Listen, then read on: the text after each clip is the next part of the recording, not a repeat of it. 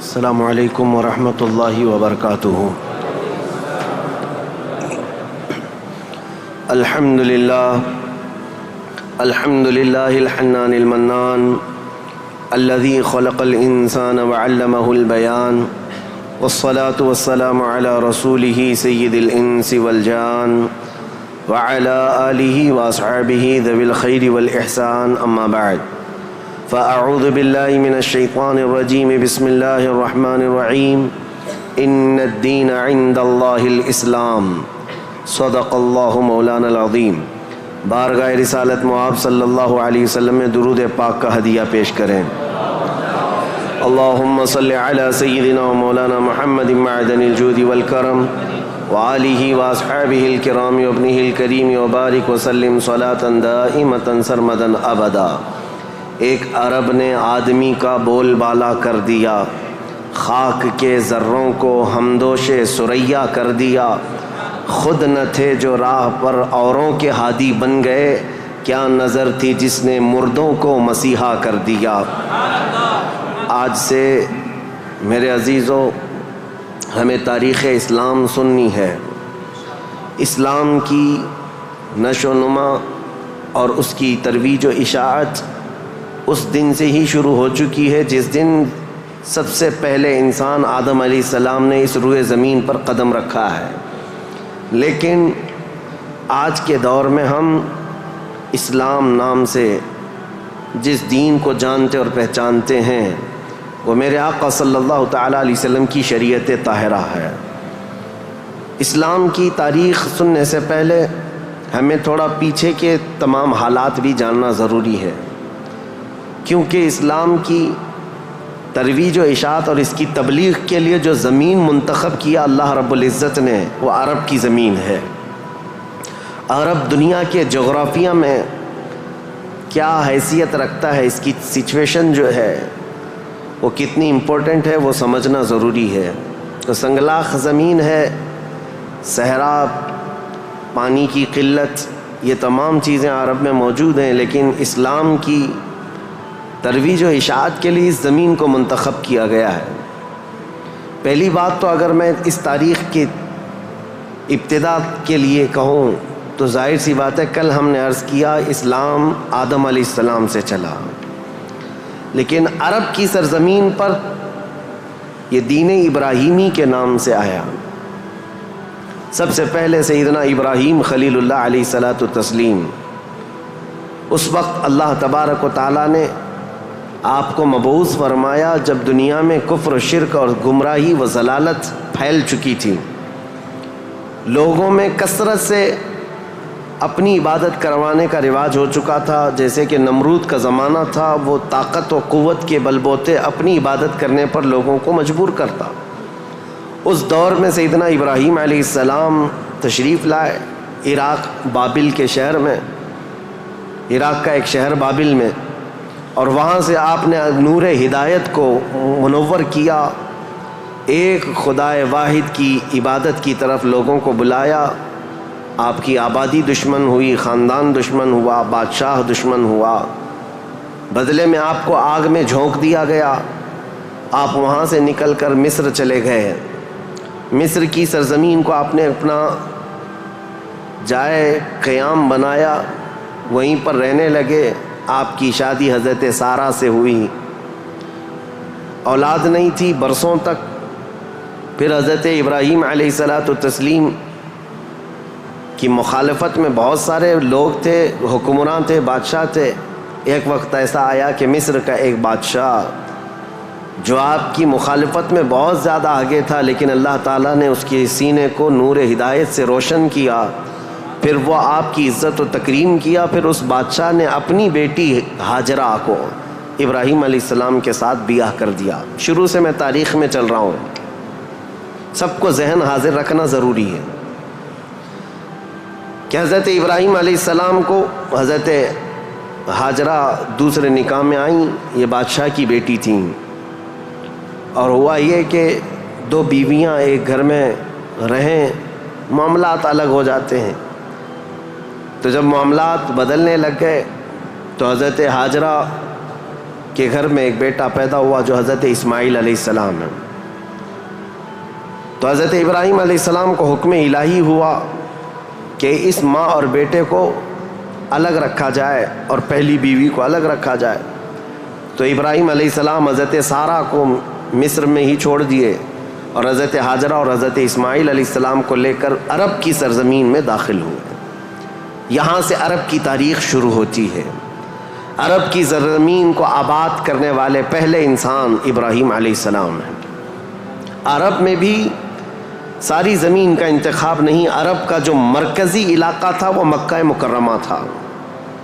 مکہ مکرمہ اور خانہ کعبہ جو آج جہاں پر ہے وہ دنیا کے مرکز میں واقع ہے, سینٹر میں واقع ہے. ابراہیم علیہ السلام وہاں تشریف لائے.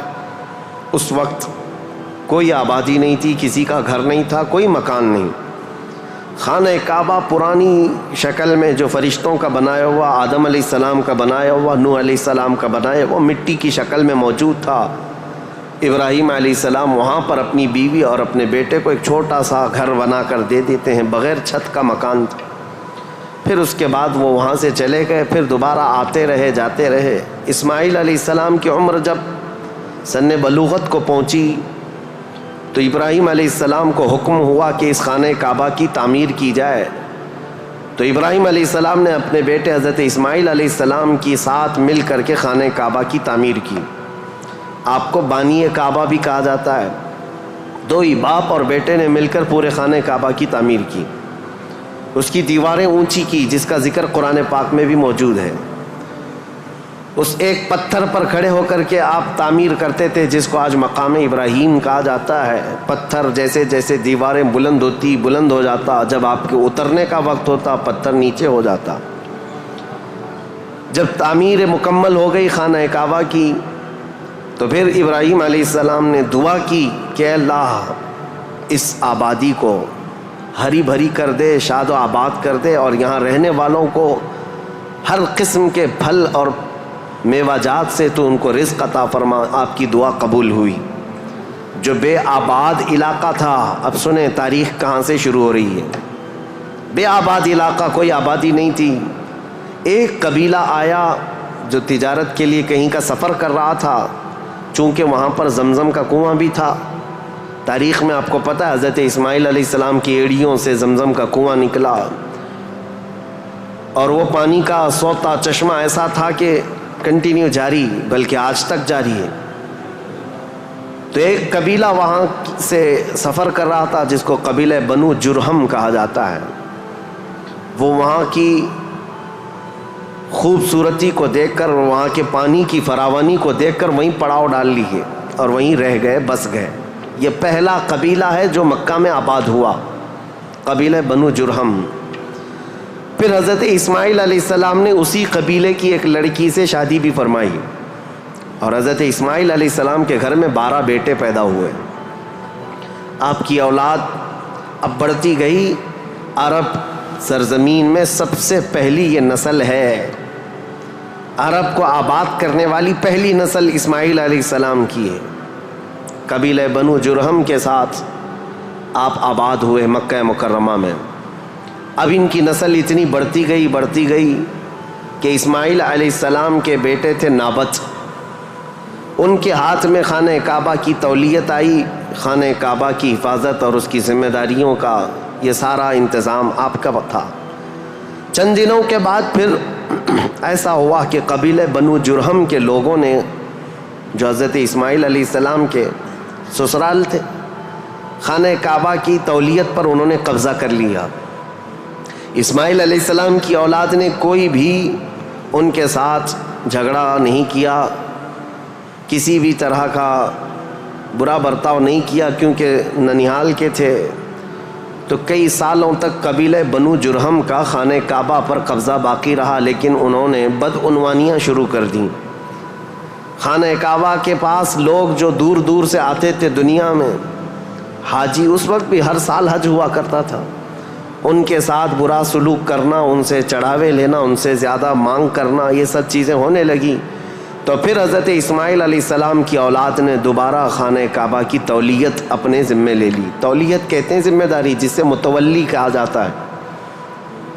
جیسے مسجد کا متولی ہوتا ہے، تولیت اسی کو کہتے ہیں، خانہ کعبہ کی خدمت کی ذمہ داریاں۔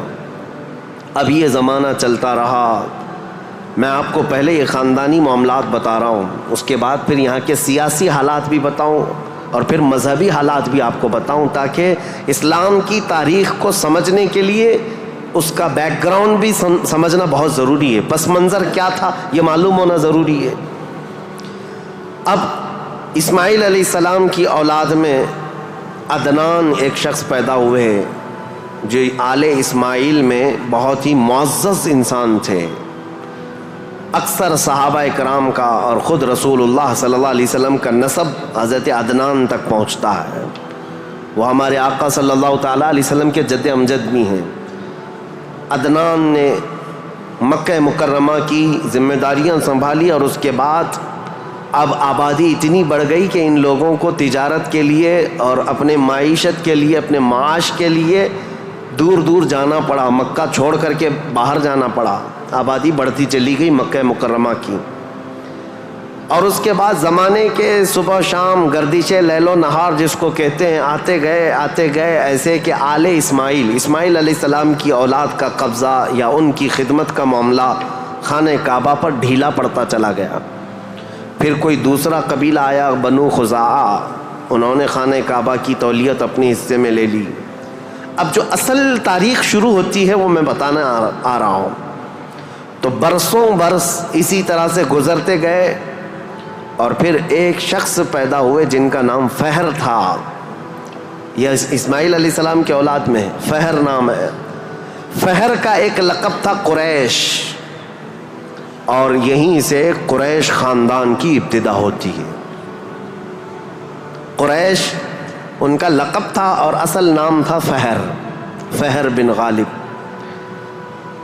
تو حضرت فہر جو رسول اللہ صلی اللہ علیہ وسلم کے پردادا ہوتے ہیں، یہ پیدا ہوئے اور ان کی اولاد ہوئی، اور اس کے بعد اب قریش خاندان کی ابتدا ہوئی، لیکن جگہ جگہ یہ لوگ منتشر ہو گئے، کچھ مکہ میں رہے، کچھ باہر رہے، لیکن خانہ کعبہ کی تولیت کی اور وہاں کا سارا قبضہ جو ہے بنو خزاعہ قبیلے کے ہاتھ میں تھا۔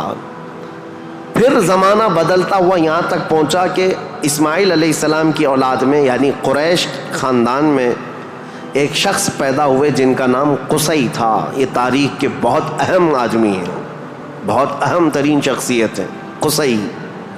ساری سیاست عرب کی وہیں جا کر ختم ہوتی ہے۔ قصی ایک کلاب کے بیٹے تھے، لیکن ایسا ہوا کہ باپ کا انتقال جلدی ہو گیا۔ قصی جو ہے بنو عزرہ قبیلے میں ہی پرورش پائے، اپنے ننیال میں جوان ہوئے تو آپ کو بتایا گیا کہ تمہارا خاندان تو اسماعیل علیہ السلام کا خاندان ہے اور خانہ کعبہ کے وہ ذمہ دار رہے ہیں، متولی رہے ہیں۔ تو وہ اپنے ننیال کو چھوڑ کر کے جب مکہ آئے تو قصی یہ جوان تھے، بھرے جوان تھے۔ آتے ساتھ ان کے اندر وہ ہنر تھا، پیشانی میں وہ چمک تھی کہ جو دیکھتا دیکھتا رہ جاتا۔ ظاہر سی بات ہے وہ چمک کسی اور کی نہیں تھی، وہ نور مصطفیٰ کی تھی۔ قصی نے آتے ساتھ ہی لوگوں کو اپنی طرف مائل کر لیا، لوگ جوق در جوق قصی کے گرویدہ ہو گئے۔ پھر قصی نے سارے قریش کو جو ادھر ادھر منتشر تھے سب کو مکہ میں جمع کر دیا، اور بنو خزاعہ قبیلے کے ہاتھ میں جو خانہ کعبہ کی تولیت تھی اس کو حاصل کر لیا۔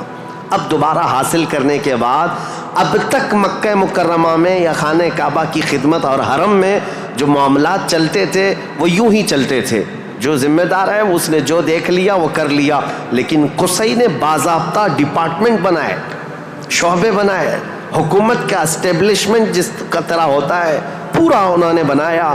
انہوں نے ذمہ داریاں بانٹیں، سقایا، رفادہ، سدانہ، یہ سب نام رکھے گئے ہیں، یعنی انہوں نے شعبے ایسے بانٹ دیے، ڈپارٹمنٹ تبدیل کر دیے گئے کہ یعنی کئی قبیلوں کو جمع کیا مکہ میں اور کہا جب کبھی کہیں جانے کی ذمہ داری ہوگی، جھنڈا اٹھانے کی ذمہ داری، وہ ایک بہت اہم ذمہ داری ہوتی تھی، وہ ایک قبیلے کو سونپ دیا۔ اور ہر سال جو حاجی آتے ہیں مینا میں ان کو پانی پلانا اور کھانا کھلانا، اس کو سقایا کہا جاتا تھا، وہ ایک قبیلے کی ذمہ داری دے دی گئی، سقایا۔ یہ ڈپارٹمنٹ پوری منسٹری ہو گئی۔ اور اس کے بعد یہ ایک ذمہ داری ہے. جو حاجی آیا کرتے ان کو پیسوں کی ضرورت ہوتی، کہیں دور دراز سے سفر سے آئے ہوتے ان کی مالی مدد کی ضرورت ہوتی، وہ ایک خاندان کے ہاتھ میں دے دیا گیا. یہ رفادہ ایک منسٹری کا نام ہے، وہ اس منسٹری کے ذمہ دار ایک قبیلے کو بنایا. پھر اس کے بعد سدانہ، خانہ کعبہ کی حفاظت، اس کے غلاف کو تبدیل کرنا، اس کی چابی کی ذمہ داری، اس کو کھولنا بند کرنا، اس کی صفائی کرنا، وہ بھی ایک قبیلے کے ذمے میں دے دیا. وہ باضابطہ ایک منسٹری بنائی گئی، ایک وزارت تھی. اور اس کے علاوہ تقریباً انہوں نے 26 منسٹریاں بنائی تھیں، شعبے بنائے تھے. کون؟ حضرت قصی. یہ دنیا میں سب سے پہلے اس طرح شعبے جات کو تقسیم کر کے، جیسے ایک جمہوری نظام ہوتا ہے، ایک ڈیموکریسی نظام ہوتا ہے، اس طرح سے آپ نے بنایا. اور حضرت قصی کی یہ مہارت تھی کہ پورے عرب میں آپ کا، بلکہ ہر جگہ آپ کا چرچا ہونے لگا. اور حضرت قصی نے اس چیز کو اتنے اونچے لیول تک لے جا کر وہاں مکہ مکرمہ کو پوری دنیا میں متعارف کیا کہ لوگ یہاں کی خدمتیں دیکھنے کے لیے آیا کرتے تھے. ہر قبیلے کو الگ ذمہ داریاں تھیں. یہ تاریخ ہے. اس کے بعد قصی جلدی ہی انتقال کر گئے، حالانکہ ان کو زیادہ وقت نہیں ملا، ان کا زیادہ وقت نہیں تھا. ان کی شادی ہوئی. شادی ہونے کے بعد ان کے گھر جو بیٹے پیدا ہوئے ہیں وہ 2 بیٹے تھے، ایک عبد الدار اور ایک عبد مناف. قصی نے اپنی ساری ذمہ داریاں، اپنی جانشینی عبد مناف کو دے دیا. عبد مناف یہ بہت ہی پاکیزہ اخلاق کے انسان تھے اور لوگوں میں بہت ہی معزز تھے، مکرم تھے. عبد مناف کے ذمے میں جو کام آئے تھے وہ جس طرح ان کے باپ قصی نے بانٹے تھے. اس کے بعد عبد مناف کے بیٹے پیدا ہوئے جو عرب قبیلوں میں نہیں، قریش خاندان میں سب سے افضل انسان سمجھے جاتے تھے، وہ حضرت ہاشم ہیں. ہاشم، ان کا لقب ہاشم اس لیے تھا کہ یہ اتنے فیاض تھے، اتنے سخی تھے کہ اپنا مال کا اکثر حصہ پورا حاجیوں کو کھلانے میں تقسیم کرتے تھے. ایک بار عرب میں قحط پڑ گیا تھا، لوگ بھوکے تھے اور لوگوں کے پاس مال و دولت کی کمی بہت زیادہ آ گئی. تو حضرت ہاشم نے سال بھر روٹیوں کے ٹکڑے کر کے ان کو شوربے میں ڈبو کر لوگوں کو پیٹ بھر کر کھلاتے تھے. اسی لیے آپ کا لقب ہاشم ہوا. ہاشم اس ذمہ داری کو اس طرح سے سنبھالتے ہیں کہ خانہ کعبہ کی تولیت وغیرہ عبد الدار کے پاس تھی. سقایہ، رفادہ، جس کو میں ابھی نام دے کر کے جو منسٹریاں بتایا کہ یہ الگ الگ قبیلوں کے ذمے تھی، تو عبد الدار جو ایک ان کے پردادا کے ہی خاندان میں لوگ تھے، انہوں نے بدعنوانیاں شروع کی تھیں، ٹیکس لگایا، حاجیوں سے پیسہ لیا. یہ تمام چیزیں ہونے کی وجہ سے حضرت ہاشم نے وہ ذمہ داریاں بھی اپنے ہاتھ میں لے لیں. اب قریش خاندان میں حضرت ہاشم کے پاس جو ذمہ داریاں تھیں وہ یہ تھیں کہ آپ رفادہ یعنی حاجیوں کو مالی مدد دینے کے بھی آپ ہی ذمہ دار تھے. سقایہ، مینا میں حاجیوں کو پانی پلانے کے ذمہ دار بھی آپ ہی تھے. اور سدانہ، خانہ کعبہ کی چابی اور کلید بردار جو کہتے ہیں، وہ بھی ذمہ داریاں آپ نے لے لی تھی. اتنا ہی نہیں، ندوہ ایک وہاں کی ایسی بیٹھک کا نام ہے جو عدالت بھی ہے، پارلیمنٹ بھی ہے، مشورے کی جگہ ہے، جہاں سب کے فیصلے کیے جاتے تھے، وہ بھی حضرت ہاشم کے ذمے میں تھی. حضرت ہاشم، ان کا بھی معاملہ ایسا ہوا کہ انہوں نے شادی فرمائی اور ان کے ہاں ایک ہی بیٹا پیدا ہوا جن کا نام شیبہ تھا. حضرت ہاشم کے گھر ایک بیٹا پیدا ہوا شیبہ، اور اس کے بعد حضرت ہاشم کا انتقال ہو گیا.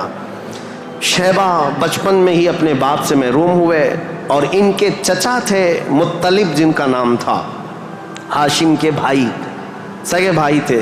مطلب نے یہ شیبہ کو گود لے لیا اور پرورش کی، اور اتنی اچھی پرورش کی کہ لوگ جو ہے شیبہ کو ان کے اصلی نام کی بجائے مطلب کا غلام یا مطلب کا بیٹا کہتے ہوئے عبد المطلب ہی کہنے لگ گئے.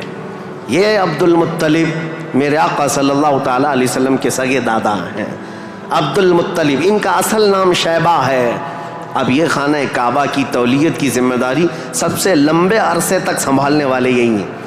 کافی لمبا ٹائم ان کو ملا.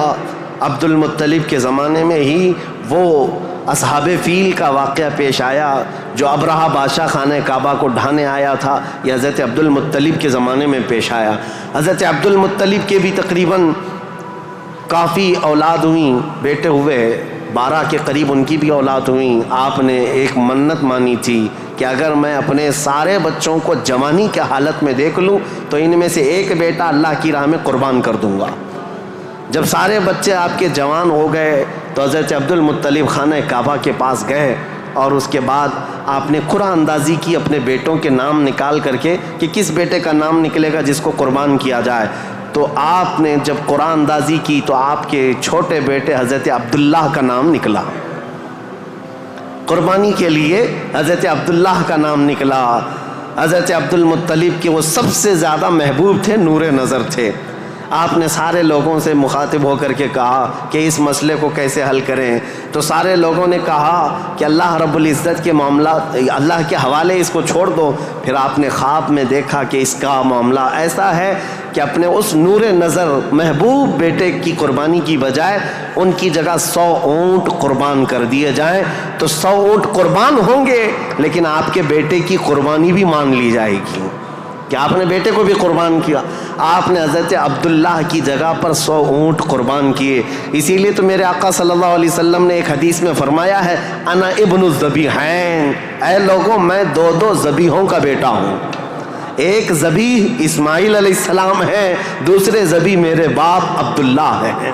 یہ رسول اللہ صلی اللہ علیہ وسلم نے فرمایا کہ اب یہ حضرت شیبہ عبد المطلب، حضرت عبد المطلب جو خانہ کعبہ کی تولیت کو سنبھالتے رہے، یہ تاریخ یہاں تک آئی. آل اسماعیل ہیں، یہ اسماعیل علیہ السلام کی اولاد. تاریخ کو میں نے شروع کیا تھا حضرت ابراہیم علیہ السلام سے. پھر اب حضرت عبد المطلب رضی اللہ تعالیٰ عنہ خانہ کعبہ کی تولیت سنبھالتے رہے اور اس کے بعد اپنے سارے بیٹوں کی شادیاں کیں. ان میں اپنے چھوٹے بیٹے حضرت عبداللہ کی شادی آپ نے کہ ایک قبیلہ جو مدینہ طیبہ میں آباد تھا وہب بن عبد مناف کا، ان کی بیٹی حضرت آمنہ سے کی، جو سب سے معزز قبیلے کی خاتون تھیں، پاکیزہ تھیں، طیبہ تھیں، طاہرہ تھیں. رسول پاک صلی اللہ تعالیٰ علیہ وسلم کے والد ماجد عبداللہ نے حضرت آمنہ سے شادی کی. یہ شادی بھی بڑی مشہور شادی ہوئی کیونکہ حضرت عبداللہ کو کئی عورتیں دیکھتی تھیں اور شادی کی خواہش رکھتی تھیں. مکہ میں کئی لوگوں نے پیغامات دیے تھے اور اس کے بعد جب حضرت آمنہ سے انہوں نے شادی کی تو ایک خاتون ہے جو حضرت عبداللہ کی شادی کے لیے بہت کوشش میں لگی تھی. انہوں نے حضرت عبداللہ کو دیکھا اور اس کے بعد کہا شادی کے بعد تمہاری پیشانی پر کوئی چیز چمکتی تھی وہ اب نظر نہیں آتی ہے، پہلے میں دیکھا کرتی تھی جس پر میں گرویدہ تھی. میرے عزیزو وہ چمک اور وہ نور کوئی اور نہیں، میرے مصطفیٰ کا نور نبوت تھا جو آدم علیہ السلام سے چلتا ہوا آیا ہے اور ان کے باپ حضرت عبداللہ تک آیا. پھر حضرت عبداللہ حضرت آمنہ سے نکاح کر کے رہ رہے تھے اور تجارت کی غرض سے آپ حضرت عبداللہ ملک شام کی طرف جا رہے تھے.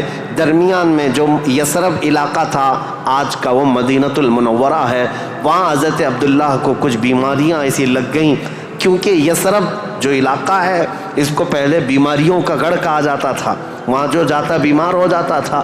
اس وقت انہوں نے وہاں کا سفر کیا تھا اور بیماریاں لگ گئی اور آنے سے پہلے آپ کا انتقال ہو گیا.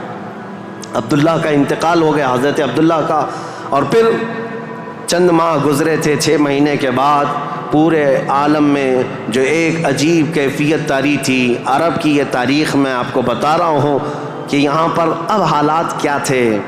حضرت آمنہ کے گھر رسول پاک صلی اللہ تعالیٰ علیہ وسلم حمل سے ہیں، لیکن اس سے پہلے میں اب پس منظر بتاتا ہوں، بیک گراؤنڈ بتاتا ہوں دنیا میں کیا چل رہا تھا، اس وقت حالات کیسے تھے. اس کو میں ڈیوائیڈ کر کے اگر بتاؤں سیاسی حالات اور مذہبی حالات. سیاسی حالات میں یعنی پالیٹکس کے اعتبار سے دیکھا جائے تو حکومت اور تسلط قبضہ زیادہ کس کا تھا. اس دور میں سب سے بڑی 2 حکومتیں تھیں، ایک پرشین امپائر اور ایک رومن امپائر. روم کی حکومت اور فارس کی حکومت، ان دونوں کا بہت بڑا اثر و رسوخ تھا. پوری دنیا کی بات کر رہا ہوں، یہ سپر پاور طاقتیں تھیں. عرب میں بعض لوگ پرشین امپائر کے انڈر میں کام کرتے تھے، بعض لوگ رومن امپائر کے انڈر میں کام کرتے تھے. مذہب کے اعتبار سے ہم بعد میں بات کرتے ہیں. اب یہ حالات تھے کہ حکومت اور تسلط، قبضہ، سیاسی اثر و رسوخ سب سے زیادہ یہ 2 حکومتوں کا تھا. جس کی وجہ سے آئے دن نئی نئی جنگیں ہوتی تھیں. رومن امپائر یہ چاہتی تھی کہ دنیا پورا قبضہ کر لیں, پرشین امپائر یہ چاہتے تھے کہ پوری دنیا ہم قبضہ کر لیں. اس آڑ میں دو سپر پاور کے ٹکراؤ میں پوری دنیا میں جنگیں روز روز چلتی رہتی تھیں. یہ حالات تھے سیاسی. عرب لوگوں کی خود کی کوئی حکومت نہیں تھی, ان کی خود کی کوئی حکومت نہیں تھی, لیکن وہی مکہ مکرمہ سے جو ان کے خاندانی حالات کی سرداری چلتی تھی بس. لیکن دنیاوی حکومت کے اعتبار سے یہ لوگ پرشین امپائر کے انڈر میں کام کرتے تھے یا پھر رومن امپائر کے انڈر میں کام کرتے تھے. یہ دو طرح کی حکومتیں چل رہی تھیں. اب مذہبی حالات کے اعتبار سے دیکھا جائے تو میں 4 حصوں میں تقسیم کرتا ہوں پوری دنیا کو, 4 حصوں میں. فارس جس کو آج پرشیا کہیں آپ, ایران جو آج کے دور کا ہے, اس کی سرحدیں اور بھی بڑی تھیں, بلند تھیں. پرشیا یا جس کو اس وقت پرشین امپائر کہا جاتا ہے. مذہبی حالات کیا تھے ان کے؟ مذہبی حالات اتنے خطرناک تھے کہ ان کے ہاں شروع سے کبھی ایک خدا کا تصور آیا ہی نہیں. یہ شرک میں ہی مبتلا رہی قوم ہے. ہمیشہ بتوں کی, ہمیشہ آگ کی پرستش کرنے میں سب سے زیادہ مشہور قوم ہے یہ پرشیا کے لوگ, یعنی فارس کے لوگ. آگ کی پوجا میں ان کا کوئی نام ثانی نہیں تھا. 1000 سال تک ایک آگ کو بجھنے نہیں دیتے تھے لوگ. اس طرح کئی بت کدے تھے, کئی آتش کدے تھے. یہ فارس کے علاقے میں یہ حالات تھے کہ ایک خدا کا تو تصور ہی نہیں تھا, اور غلبہ ایسا تھا کہ جو حاکم ہوتا تھا اس کی عبادت کی جاتی تھی, جو مال والا ہے اس کے سامنے سجدے ہوتے تھے, جس کی طاقت ہے اس کے سامنے جھک جائے. یہ حالات پرشیا کے تھے. اور روما کے حالات کیا تھے؟ جو رومن امپائر ہے روم, یہاں پر عیسائی زیادہ طور پر آباد, اس زمانے میں بھی تھے پہلے سے بھی, کیونکہ عیسیٰ علیہ السلام کے بعد ان کے حواریوں کے ذریعے سے جو دین پھیلا وہ روما میں زیادہ تھا, جو آج کا اٹلی ہے, یونان ہے اور جورجیا وغیرہ کے علاقے آج یہ سب رومن امپائر کے انڈر میں تھے, اور یہاں عیسائی زیادہ تھے. لیکن ایسے عیسائی کہ اصل عیسائی دین کو انہوں نے مسخ کر دیا تھا, ختم کر دیا تھا. جو دین الہی تھا, اللہ کا دین تھا, عیسیٰ علیہ السلام جو لائے تھے, اس کو انہوں نے اتنا خلط ملط کر دیا تھا کہ عیسیٰ علیہ السلام کے جگہ جگہ مجسمے, اسٹیچو بنائے ہوئے تھے. مریم علیہ السلام, سیدہ مریم رضی اللہ تعالیٰ عنہا کو انہوں نے ساتھ میں پوجنا شروع کر دیا. تثلیث کا عقیدہ, ٹرائنیٹی جس کو یہ کہتے ہیں, 3 خداؤں کا تصور ان کے گھر میں رواج پا گیا تھا. پورے روما میں یہی تھا. ایک خدا کی عبادت یہاں بھی ختم تھی. 2 بڑی طاقتوں کے انڈر میں شرک اور بت پرستی اور کفر بہت سر چڑھ کر بول رہا تھا. یہاں اللہ کو پہچاننے والے اور اللہ کی عبادت کرنے والے تقریباً ناپید ہو چکے تھے. عیسیٰ علیہ السلام کی جو آپ کا عروج ہوا آسمانوں پر, آپ کو اللہ تعالیٰ نے آسمانوں پر جو اٹھایا, وہ زمانہ بیت کر کے بھی 570 سال گزر رہے تھے. ان 570 سالوں میں کوئی نبی نہیں آیا. عیسیٰ علیہ السلام کے بعد سے لے کر 570 سال کا زمانہ, اس کو زمانہ فترت کہا جاتا ہے.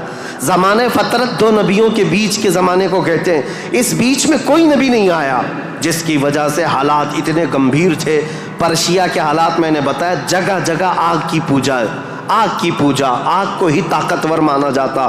اور روما میں تھا, عیسائی تو تھے لیکن ایسے کہ ٹرائنیٹی کا عقیدہ, مریم بھی خدا ہیں, عیسیٰ بھی خدا ہیں اور وہ بھی خدا ہے. 3 خداؤں کی عبادت. اور اس کے علاوہ راہبوں کا, پادریوں کا حال تو یہ تھا, اللہ کی پناہ, وہاں کے جو عبادت خانے تھے, جو چرچ تھے, جو کلیسا تھے, وہ عبادت کے نہیں تھے, وہ عیاشیوں کے اڈے تھے. کوئی عورت جاتی تو ان کے ہاتھ میں بچ کے باہر نہیں آتی, اس کے ساتھ وہ منہ کالا کر لیتے. یہ جو بڑے بڑے راہب تھے ان کا حال یہ تھا. اور وہ سیاست میں بھی اس طرح ملوث تھے کہ جب تک کنیسہ میں یعنی چرچ میں کوئی شخص مال نہ لا کر کے دے, اس کے لیے بددعائیں کرتے تھے, اس کی تباہی کا انتظام کرتے, بلکہ فوج کی سرکشی کے ساتھ ایسے لوگوں کو مار کر ختم بھی کر دیتے تھے. اور اس کو کہتے تھے کہ یہ جس کو جس طرح آج ہم یہاں پر دیکھ رہے ہیں دھرم دروہی ہے, دین چھوڑا ہوا آدمی ہے. یہ عیسائیوں کا تسلط ایسا تھا, ان کا قبضہ ایسا تھا, پادریوں کا عیاشی کے اڈے بنا دیے گئے تھے. جتنے وہ عبادت خانے تھے, جتنے عبادت خانے تھے, وہ عیاشیوں کے اڈے بنے ہوئے تھے. اور ان کے ہاں یہ سب چیزیں عام. جو اخلاق دینے آئے تھے, جو اچھا مزاج دینے آئے تھے, وہی ان کے علماء, ان کے راہب پورے ایسے تسلط کے ساتھ گندگیاں پھیلا چکے تھے. یہ روما کے حالات تھے, پرشیا کے حالات وہ تھے. اب دنیا میں تیسرا ایک بڑا طبقہ جو اپنا اثر رکھتا تھا, اپنا رسوخ رکھتا تھا, وہ ہندوستان کا تھا. ہندوستان جس کو ہم اکھنڈ بھارت کہیں, یہ ہندوستان, اس کی سیمائیں, اس کی سرحدیں اتنی نہیں تھی جو آج کشمیر سے کنیا کماری تک یا گجرات سے لے کر کے بنگال کی کھاڑیوں تک ہے, بلکہ اس کی سیمائیں ایران کی سرحدوں تک پہنچتی تھی. افغان, پاکستان, بنگلہ دیش, نیپال جو آج ایک الگ الگ ریاستوں میں, الگ الگ ملکوں میں تبدیل ہیں, یہ سب ہندوستان کے علاقے ہوا کرتے تھے. ہند اس وقت کے حالات کیا تھے ہندوستان کے, میں اس وقت کی بات کر رہا ہوں. عیسیٰ علیہ السلام کے عروج آسمانی کے 570 سال کے بعد ہندوستان کے حالات بڑے دیگرگوں تھے, کیونکہ یہاں پر بھی شروع سے بت پرستی بہت زیادہ تھی. بلکہ تاریخ نگاروں نے لکھا ہے اس وقت ہندوستان کی آبادی اگر 1 کروڑ تھی تو یہاں کے خدا جو بنائے گئے تھے وہ 2 کروڑ تھے. یعنی انسانوں کی آبادی سے بڑھ کر کے خدا تراشے گئے تھے. ہر قبیلے کا نہیں, ہر خاندان کا نہیں, بلکہ ہر انسان کا 2 خدا, 3 خدا, 4 خدا, جس کی جیسی حیثیت ویسے خدا بنائے ہوئے تھے. اور یہاں پر اخلاقی حالات اگر دیکھے جائیں تو وہ بھی اس طرح کہ جیسے کل بھی میں نے بتایا تھا, کاسٹزم میں یہ لوگ ایسے ملوث تھے کہ برہمن الگ, شودر الگ, دلت الگ, چھتری الگ, یہ سب چیزوں کو کاسٹ میں بدل کر کے, ایسے کہ کسی دلت کو ایک مقدس کتاب چھونے کی بھی اجازت نہیں ہوتی, برہمن سے مصافحہ کرنے کی بھی اجازت نہیں ہوتی. اگر کسی دلت نے برہمن کی لڑکی کو چھو بھی لیا تو اس کا ہاتھ کاٹ دیا جاتا, اور اگر گیتا کے شلوک سن لیتا تو اس کے کان میں کھولتا ہوا تیل ڈال دیا جاتا تھا. یہ سب حالات یہاں کے تھے. یعنی اخلاقی پستی, اخلاقی گراوٹ یہاں پر بھی تھی. روما کے حالات بھی اچھے نہیں تھے, پرشیا کے حالات بھی اچھے نہیں تھے, ہندوستان کے حالات بھی. اور عورتوں کے لیے تو یہ اس قدر سخت تھے, اللہ اکبر. یہاں کسی عورت کا شوہر مر جاتا تو عورتیں ساتھ میں اپنے شوہر کی چتا کے ساتھ آگ لگا لیتی, جس کو ستی کہا جاتا تھا. ستی ایک رسم ہے, تاریخ میں آج بھی موجود ہے. بیوہ عورت کو جینے کا حق نہیں تھا. بیوہ عورت اپنے شوہر کی آگ کے ساتھ خود بھی جل جاتی تھی, وہ چاہے جوان ہو, چاہے 2 مہینے کی دلہن کیوں نہ ہو, اسے جلا دیا جاتا. چند سالوں کے بعد پھر جلانے کا رواج ختم ہوا, پھر بیوہ عورت کو جنگلوں میں بھیج دیا جاتا کہ وہ وہاں رہے, وہیں آباد رہے. اس کا گھر میں آنا اب شگن, آج تک یہ بری روایت موجود ہے. جاہلوں کے آج بھی پائی جاتی ہے, غیر مسلموں کے ہاں, کہ اگر کوئی بیوہ عورت اچھے تقریبات میں شامل نہیں ہو سکتی, اچھے فنکشنز میں نہیں آ سکتی, کھانے پکانے کے وقت نہ آ جائے, یہ اب شگن ہو جائے. عورت اگر حیض اور نفاس کے عالم میں ہو تو اس وقت تو اس کے ساتھ جانوروں سے بدتر سلوک ہوتا. اس کا گلاس الگ, اس کا برتن الگ, اس کا کھان پان الگ, بلکہ جانوروں کا جس طرح سے الگ رکھا جاتا تھا عورت کا بھی الگ رکھا جاتا تھا. عورت کو پستی کی طرف دھکیل دیا گیا تھا. یہ تاریخ یہاں کی تھی, ہند کی. 3 بڑے طبقے دنیا کے میں بتا رہا ہوں, ایک روما میں, ایک پرشیا میں, ایک ہندوستان میں. اخلاقی پستی اس قدر تھی, کفر و شرک غالب تھا, اور اس کے علاوہ اب چوتھی ایک قوم بچتی ہے. ان سب کے بیچ میں اگر کوئی تھوڑی بہت شدھ بدھ رکھتی تھی, کوئی تھوڑا بہت اچھا مزاج رکھتے تھے, تو اس زمانے میں عزت تھی, تو وہ بنی اسرائیل کی تھی جو یہودی تھے, بنی اسرائیل. لیکن ان کے حالات ایسے تھے کہ غرور و گھمنڈ ان کو اتنا تھا کہ وہ یہ کہتے تھے کہ پوری روئے زمین پر سب سے افضل لوگ ہم ہیں, اللہ کے محبوب ہم ہیں, اللہ کے بیٹے ہم ہیں, ہم کو اللہ کبھی عذاب نہیں دے گا, کبھی اللہ ہم کو آگ نہیں دکھائے گا. یہ سب اتنا غرور تھا اپنے افضل ہونے کا کہ کوئی نبی آتے تو ان نبیوں کا قتل بھی کر دیتے. ان بنی اسرائیل نے, یہودیوں نے 10,000 کے قریب نبیوں کا قتل کیا ہے, 10,000 کے قریب نبیوں کا قتل کیا یہ بنی اسرائیل. اور اللہ کی لعنت ان پر ایسی, اللہ کا غضب ان پر ایسا, غیر المغضوب علیہم ولا الضالین پڑھتے ہیں آپ. اور قرآن پاک میں اللہ تعالیٰ نے فرمایا ہے کہ اللہ وباءوا بغضب من اللہ, وہ اللہ کے غضب کے ساتھ لوٹی ہوئی قوم ہے. یہودی جو تھے بنی اسرائیل, اس دور میں ان کا حال یہ تھا کہ تھوڑے بہت یہ بت پرستی تو نہیں کرتے تھے, دوسرے خداؤں کی طرف جھکتے تو نہیں تھے, لیکن سود خوری ان کی فطرت میں داخل تھی. سود اتنا کھاتے تھے کہ کسی بھی غریب کی زندگی تباہ و برباد کر دیتے. سود کا نظام سب سے زیادہ یہ یہودیوں کی طرف سے، اور آج بھی پوری دنیا کو کریڈٹ کے پلیٹ فارم پر لا کر کھڑا کرنے والی قوم کوئی اور نہیں، یہ اسرائیلی ہیں، یہ یہودی ہیں. پوری دنیا کو کریڈٹ بانٹ کر کے، ان کو قرضہ دے کر کے، ادھار دے کر کے اس پر نفع لینا، اس پر انٹرسٹ کمانا، یہ یہودی فطرت میں داخل تھا. اور یہ سود کی لعنت ان کے ساتھ آج سے نہیں پہلے سے ہے. اس کو حلال سمجھ کر کے کھاتے ہیں، اس کو ترہ امتیاز سمجھتے ہیں، اور یہ سمجھتے ہیں یہ ہماری عقل مندی ہے، ہماری دانائی ہے کہ ہم پوری دنیا کا مال اپنی طرف کھینچ لیتے ہیں. اس کو وہ اپنی عقل مندی سمجھتے ہیں، جبکہ اللہ کا غضب ہے ان کے ساتھ. یہ چوتھی قوم تھی جو برائیوں میں ملوث تھی، سود خوری میں ملوث تھی، نبیوں کا قتل، بلکہ کتابوں کو یوں پھینک دیتے. اگر ان کے مزاج کے مطابق کوئی مسئلہ نہیں ملتا تو پھینک دیتے اور کہتے یہ کتاب اللہ کی ہے نہیں.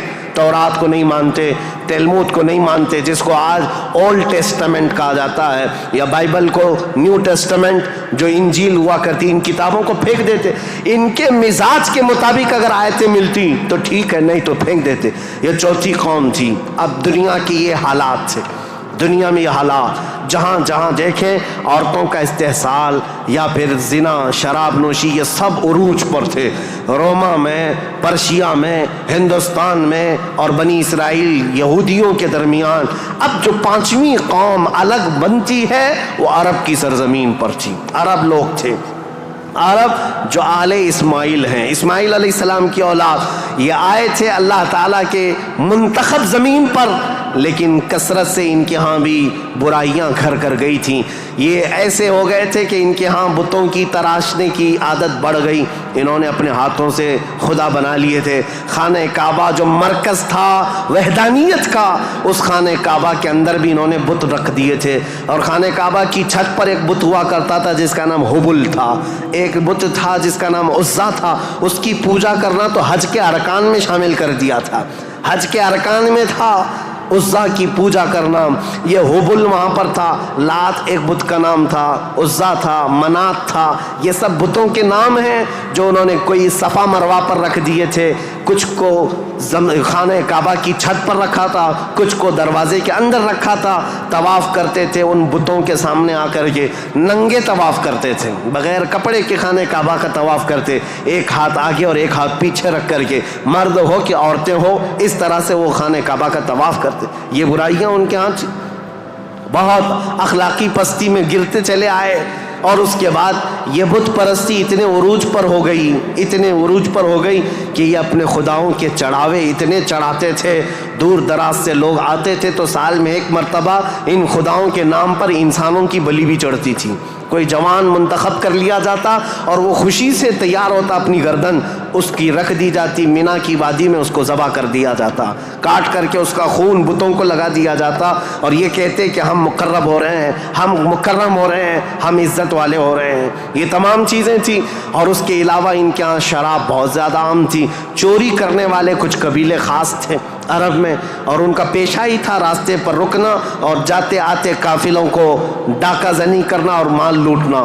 اور اس کے علاوہ عورتوں کے لیے ان کے ہاں بھی اچھے حالات نہیں تھے. عورتوں کو تو مشین سمجھتے تھے. شادی کا کوئی ایک سسٹم نہیں تھا. کوئی مرد چاہے تو 100 رکھ لے، کوئی 50 رکھ لے، کوئی 60 رکھ لے. نہ شادی کا کوئی سسٹم ہے، جتنی عورتیں چاہے وہ رکھ سکتا تھا. اور پھر اس کے علاوہ عورتوں کے ساتھ سارا سلوک تو تھا ہی، لیکن وہ ایسے بدبخت تھے کہ بیٹی کے پیدا ہونے پر ناک بھون سکیڑتے تھے. بلکہ کئی ایسے عرب قبیلے تھے جو بیٹی کے پیدا ہوتے ہی اس کی گردن مروڑ کر کے اس کو زندہ دفن کر دیتے تھے. یہ عرب کی سرزمین پر پائے جانے والی چیزیں. شراب کو 60 سال 70 سال پرانی شراب جمع کر کے پینے کو فخر محسوس کرتے. اور جوا ایسے کھیلتے تھے، ایسے کھیلتے، حرم کی سرزمین پر جوا کھیلتے. اور بازی میں کیا کیا لگاتے. بازی میں صرف پیسہ نہیں لگاتے، اپنی عورتیں بھی بازی میں ہار دیتے تھے. کوئی جوے میں کسی کی عورت جیت لیتا، کسی کی بیٹی جیت لیتا، کوئی کسی کی بہن جیت کر کے آتا. یہ قمار بازی، یہ جوا بازی اس قدر عام تھی. میں نے دنیا کے یہ سطحی حالات مختصر انداز میں آپ کے سامنے رکھے. سیاسی حالات میں اثر و رسوخ 2 طاقتوں کا تھا، پرشین امپائر اور رومن امپائر. مذہبی حالات میں الگ الگ تھے. ہندوستان کے حالات کیا تھے اور پرشیا کے، روما کے، اسرائیل کے. اسرائیل اس وقت تھا نہیں، اگرچہ بیت المقدس ان کے ہاتھ میں نہیں تھا، لیکن یہ جگہ جگہ بکھرے ہوئے لوگ تھے یہودی، ان کے حالات بھی اچھے نہیں تھے. عربوں کے حالات بھی اچھے نہیں تھے. یہ اس قدر کفر و شرک کے مینارے بلند تھے. اللہ کہنے والی قوم پوری دنیا میں ڈھونڈنے پر بھی کہیں نہیں تھی. ایک خدا کی عبادت کرنے والی مجموعی طور پر کوئی قوم آباد نہیں تھی. ایک قائد کے اندر، ایک امام کے پیچھے چلنے والی قوم کہیں نہیں تھی. ہر ایک نے اپنے خدا بنائے. کچھ لیڈروں کی پوجا، کچھ حکمرانوں کی عبادت. کچھ جگہ پر ایسے حالات ہندوستان میں تھے کہ اپنے ہی آلہ تناسل کی پوجا کرنے، عورتوں کی شرمگاہوں کی پوجا، مردوں کی شرمگاہوں کی پوجا جو آج تک چلی آ رہی ہے. یہ اس قدر گرے ہوئے حالات تھے کہ چوہے سے لے کر بلی تک، بلی سے لے کر سانپ بچھو تک کوئی خدا ہونے سے بچ نہیں سکا ان کے ہاتھوں میں. سب خدا بنا لیے. ان کثیر گمراہیوں کے حالات میں بتاؤ میرے عزیزو، مشیت ایزدی کو جلال آ ہی گیا. رب ذوالجلال کے رحمت میں جوش تلاطم آ ہی گیا. جب حالات اس قدر دیگرگو خراب تھے تو پھر رب ذوالجلال نے اس زمانے فطرت کو ختم کرتے ہوئے عیسیٰ علیہ السلام سے جو زمانہ چل رہا تھا، 570 سال گزر گئے، اللہ نے کوئی نبی نہیں بھیجا. حالات جب اس قدر خراب ہو گئے، رب ذوالجلال کی مشیت کو، اس کی رحمت کو جوش آیا. پھر مولا نے مکہ مکرمہ کی سرزمین کو منتخب کیا، اور پھر اللہ نے اس سرزمین کو منتخب کرتے ہوئے عظیم خاندان قریش کو منتخب کیا. قریش کے خاندان میں سے اللہ نے بنو ہاشم کو منتخب کیا. بنو ہاشم سے عبد المطلب اور عبداللہ کے گھر کو منتخب کیا. عبداللہ کے گھر سے بی بی آمنہ کے بطن کو منتخب کیا. اور پھر رب ذوالجلال نے تاریخ کی ان کالے اندھیروں کو ہمیشہ کو ختم کرنے کے لیے بی بی آمنہ کے بطن سے 12 ربیع الاول کو نور نبوت کو ظہور فرمایا، نور نبوت کو ظاہر فرمایا. تاریخ کا یہ وہ دن ہے جو پوری دنیا کا انقلاب لا چکا تھا. ایسی روشنی لا چکا ہے، ایسی روشنی کہ میں نے تقریر شروع کرنے سے پہلے ہی یہ بات عرض کر دی تھی. ایک عرب نے آدمی کا بول بالا کر دیا، خاک کے ذروں کو ہمدوش ثریا کر دیا. خود نہ تھے جو راہ پر اوروں کے ہادی بن گئے، کیا نظر تھی کہ جس نے مردوں کو مسیحا کر دیا. یہ سارا نور نبوت کا کمال ہے. یہاں سے تاریخ اسلام کی اب باضابطہ شروعات. اس لیے مجھے یہ پس منظر بیان کرنا ضروری تھا، یہ بیک گراؤنڈ بتانا ضروری تھا. سیاسی حالات کیا تھے، مذہبی حالات کیا تھے. اب تھوڑا جغرافیائی حالات بھی میں آپ کو بتا دوں. عرب کی لوکیشن کیا ہے. عرب کا لوکیشن جو ہے وہ دنیا کے بیچوں بیچ واقع ہے. عرب ایسی جگہ پر واقع ہے، اس کا 3 حصہ سمندروں سے ملا ہوا ہے اور 1 حصہ خشکی سے ہے. سمندر بھی بڑے بڑے سمندر اس کو گھیرتے ہیں. ویسٹ کی طرف قلزم سی جس کو کہتے ہیں بحیرہ قلزم، یہ آباد ہے. اور میڈیٹرین سی جس کو بحیرہ روم کہا جاتا ہے یا بحر متوسط کہتے ہیں، یہ پورا سمندر عرب سے لگتا ہے. اور اس کے ایسٹ کی طرف، مشرق کی طرف ہند مہاساگر جس کو کہتے ہیں انڈین اوشین، یہ آباد ہے. اور اس کے علاوہ اس کے جنوب کی طرف بھی انڈین اوشین ہے. یہ سمندر پورا گھیرا ہوا ہے عرب. اور جو شمال کا حصہ ہے، جو خشکی ہے، یہ ملک شام، یمن اور عدن یعنی اردن تک پھیلا ہوا اس کا حصہ ہے. اب اس کی جغرافیائی حالت یہ تھی کہ عرب کے اندر کثرت سے زمین پہاڑیاں رکھتی ہے آج بھی. اگرچہ مکہ میں انہوں نے کھود کھود کر پہاڑیوں کو ختم کیا ہے، لیکن آپ کو ایک سروے کے مطابق میں بتاؤں، آج کے فی الواقع عرب شریف کے اندر 20 لاکھ پہاڑیاں ہیں. 20 لاکھ پہاڑیاں، سلسلہ ہے پہاڑیوں کا. پوری زمین سنگلاخ ہے. پہاڑیاں ایسی نہیں کہ نرم و نازک پہاڑیاں جس پر میوہ اگتے ہوں، بڑے بڑے درخت اگتے ہوں، نہیں، پتھروں کی پہاڑیاں ہیں، کالے کالے پتھر. بعض پہاڑیاں تو ایسی ہیں جو آتش فشاں ہیں، یعنی جو شعلے اگلتی ہیں، آگ اگلتی ہوئے پہاڑیاں موجود ہیں. عرب کی سرزمین ان پہاڑیوں سے بھری ہوئی ہے. اور ندی کے نام پر کوئی ندی نہیں. پانی کی قلت بہت کثرت سے، اگرچہ 3 طرف سے سمندر ہے لیکن زمین ایسی خشک ہے کہ عرب میں کوئی سرزمین پر سبزہ نہیں اگتا تھا، کھیتی باڑی نہیں ہوتی تھی. بارش کا حال یہ ہے کہ سال میں اگر 2-4 دن آ گئی تو ٹھیک ہے.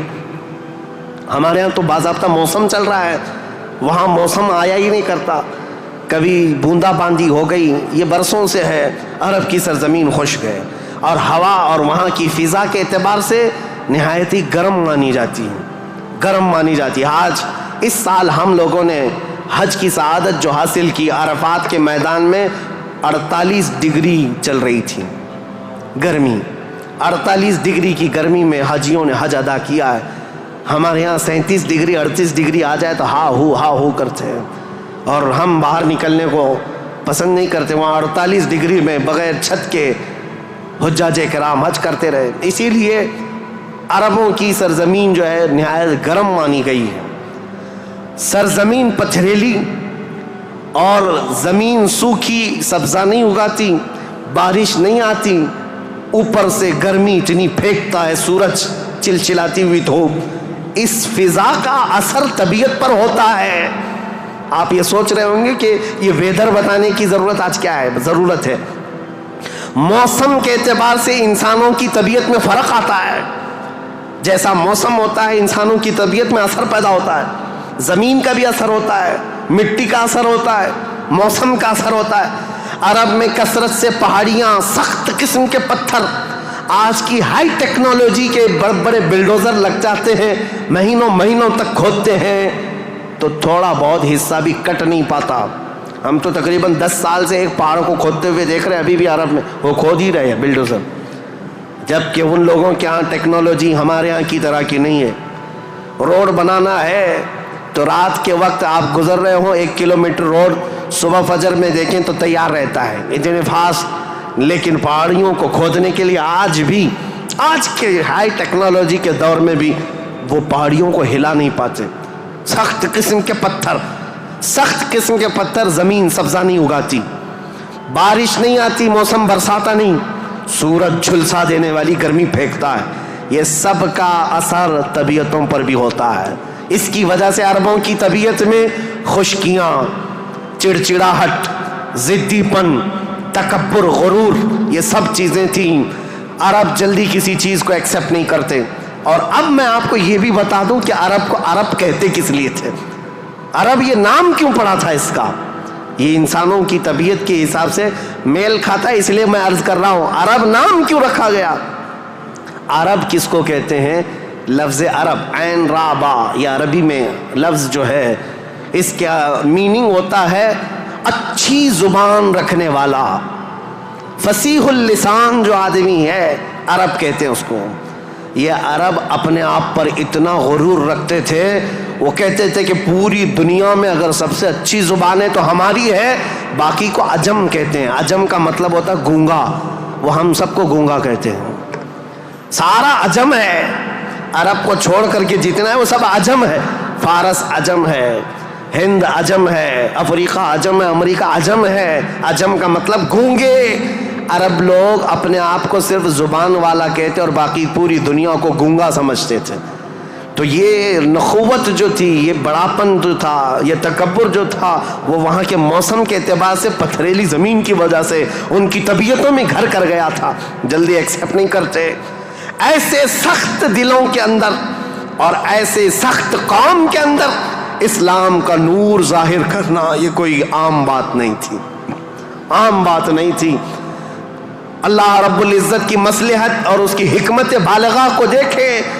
اللہ کریم نے اپنے آخری رسول کے لیے جو زمین منتخب فرمائی وہ افریقہ کی سرزمین نہیں تھی، نہ ہی کوئی ہند کی سرزمین، نہ یورپ کی سرزمین، بلکہ عرب کی سرزمین کو منتخب کیا گیا. اس لیے مجھے زمین کا جغرافیہ بتانا ضروری ہے کہ یہ لوکیشن کے اعتبار سے بیچوں بیچ میں آباد ہے، پوری دنیا کا سینٹر کہلاتا ہے.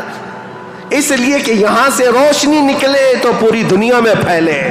یہاں سے نکلا ہوا ابر ہر زمین پر بارش بن کر کے برسے گا، اور برسا بھی. اللہ کریم نے مکہ مکرمہ کی سرزمین کو منتخب فرمایا.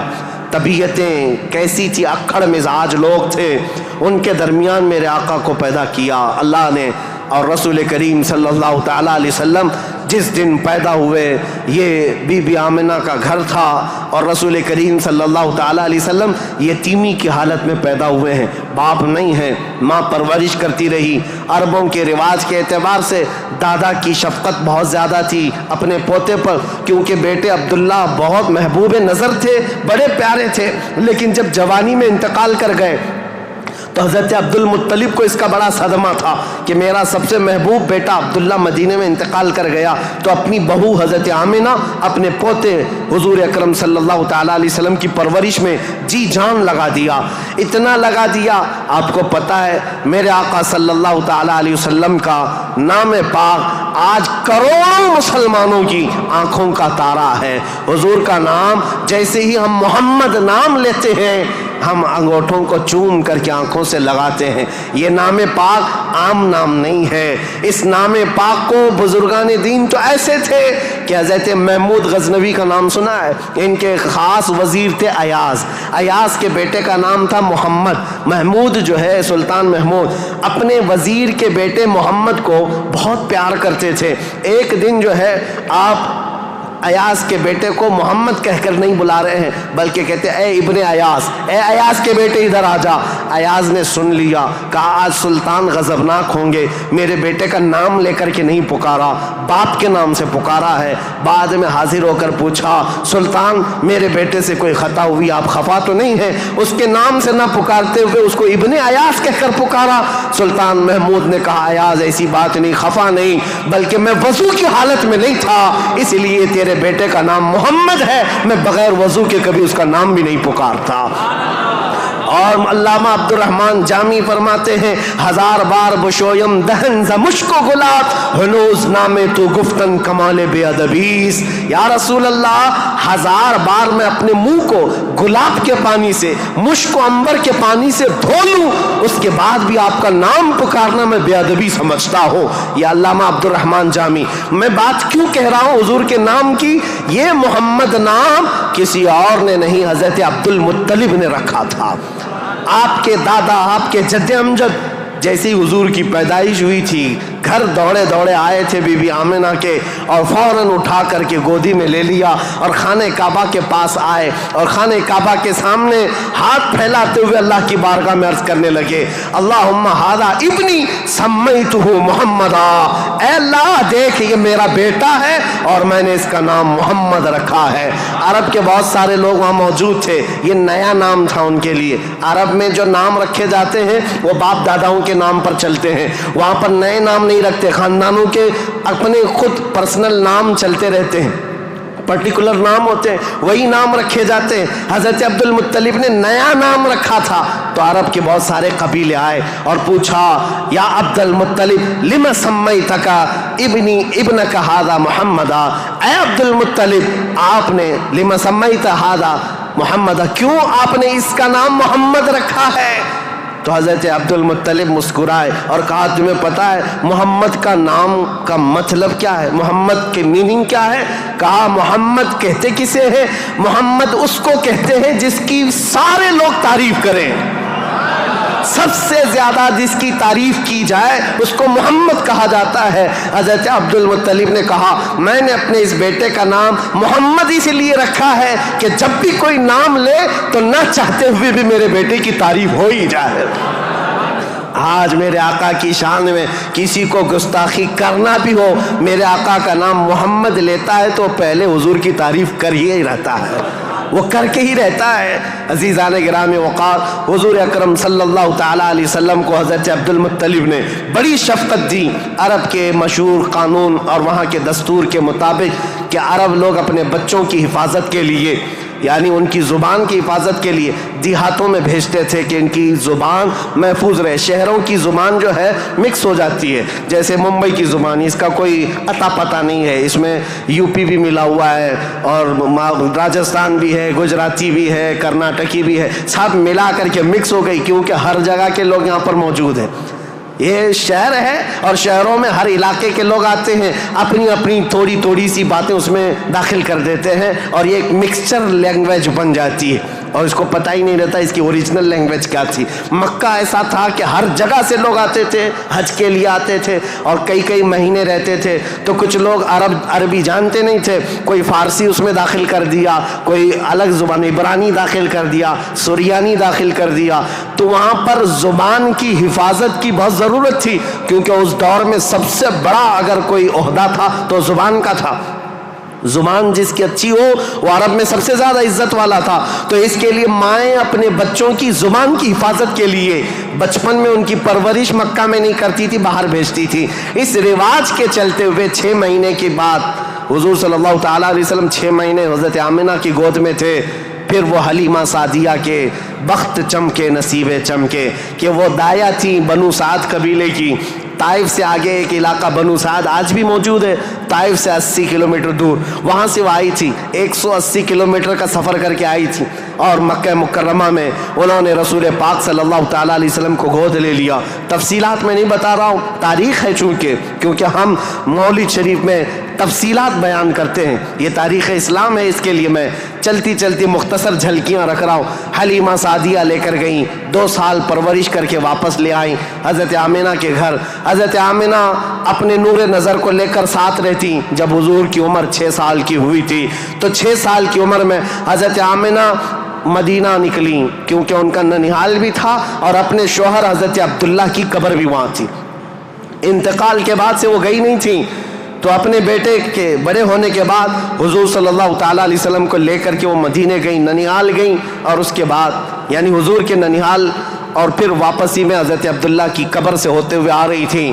وہاں کی بیماریاں حضرت آمنہ کو بھی جکڑ لیں، ایسی بیمار ہوئیں کہ ابوا ایک جگہ ہے بدر کے قریب، ابوا مدینہ اور مکہ کے بیچ میں، حضرت آمنہ وہ زیادہ دیر آگے چل نہ سکیں، وہیں پر آپ کی وفات ہو گئی۔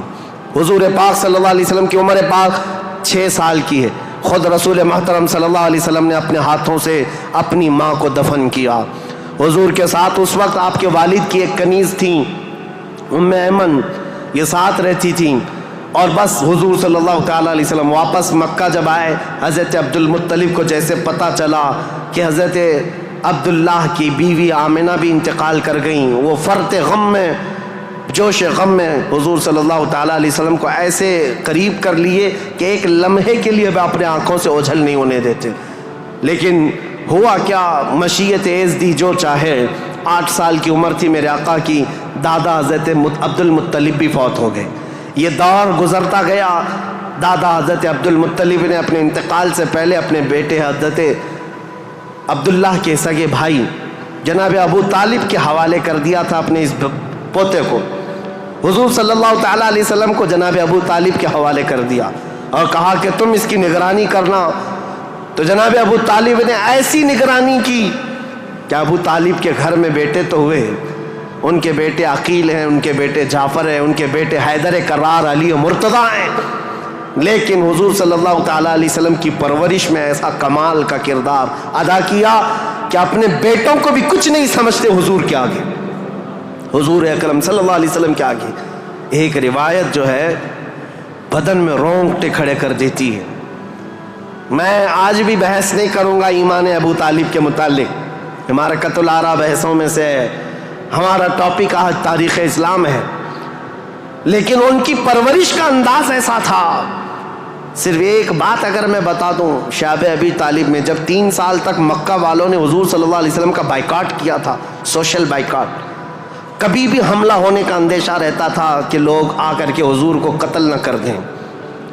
رات کے وقت، کیونکہ عرب اتنے دشمن تھے رسول پاک صلی اللہ علیہ وسلم کے اعلان نبوت کی بات کر رہا ہوں، یہ روایت بیچ میں عرض کر رہا ہوں۔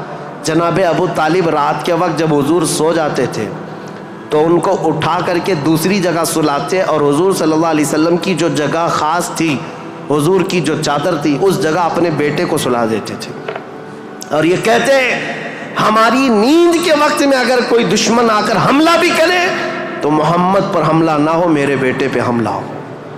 یہ کمال کی شفقت کے ساتھ انہوں نے پرورش کی ہے رسول اللہ صلی اللہ علیہ وسلم۔ جب آپ کی عمر پاک 12 سال کی تھی حضور اکرم صلی اللہ علیہ وسلم کی، جناب ابو طالب کے ساتھ آپ تجارت کے لیے نکلے ملک شام، کیونکہ خاندانی مشغلہ تھا تجارت۔ ابو طالب ساتھ میں لے کر کے گئے. یہ وہ ٹرننگ پوائنٹ ہے تاریخ کا کہ بیچ راستے میں ایک بحیرہ راہب، ایک عیسائی پادری تھا، جہاں پر یہ قافلہ رکا تھا. بحیرہ راہب نے دیکھ کر کے ہی کہا ہذا سید المرسلین، یہ رسولوں کا سردار آیا ہے. عیسائیوں نے پوچھا تمہیں کیسے پتا؟ کہا میں نے ان کو دیکھا، یہ 12 سال کی عمر کے، جب یہ آ رہے تھے رات کے وقت پہاڑوں کے اوپر سے اتر رہے تھے، میں نے دیکھا کہ سارے پہاڑ سجدے، سارے جتنے بھی درخت ہیں وہ اس 12 سالہ لڑکے کے لیے سجدے میں گرے ہوئے ہیں. اور میں نے دیکھا کہ دن میں یہ جب چلتے ہیں تو سورج کی روشنی ان پر نہیں پڑتی، بادل کا ایک سایہ ان کے اوپر سایہ بنائے ہوئے چلتا ہے، بادل کا ایک ٹکڑا سایہ بنائے ہوئے چلتا ہے.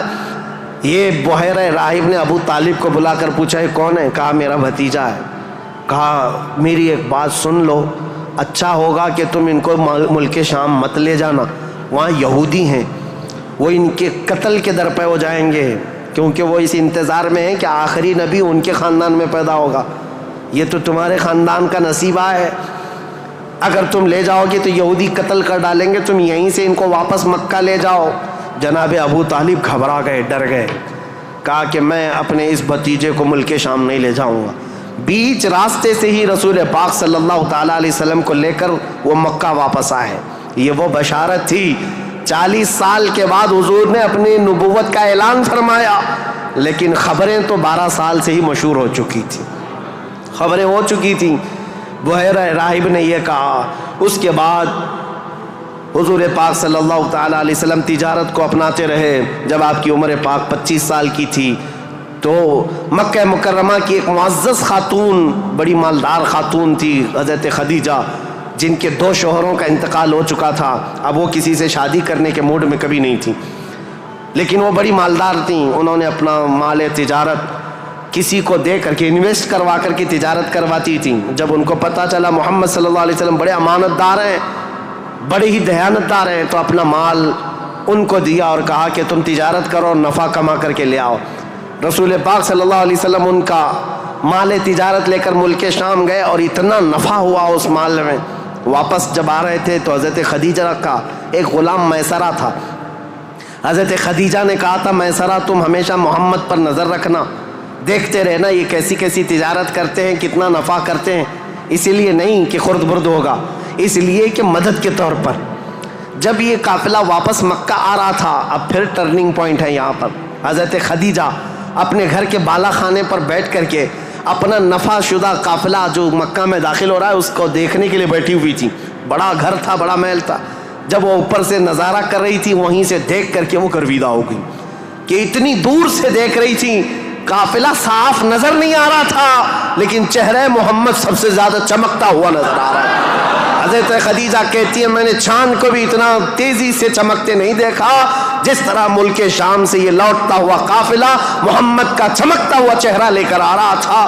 حضرت خدیجہ کہتی ہیں عجیب حالت تھی، قافلہ تو تجارت کر کے آ رہا ہے، لیکن میں نے دیکھا اس قافلے کے اوپر جو دھوپ کا وقت ہے اس وقت آسمان کا ایک ٹکڑا، بادل کا ایک ٹکڑا سایہ بن کر کے چلتا ہوا آ رہا ہے.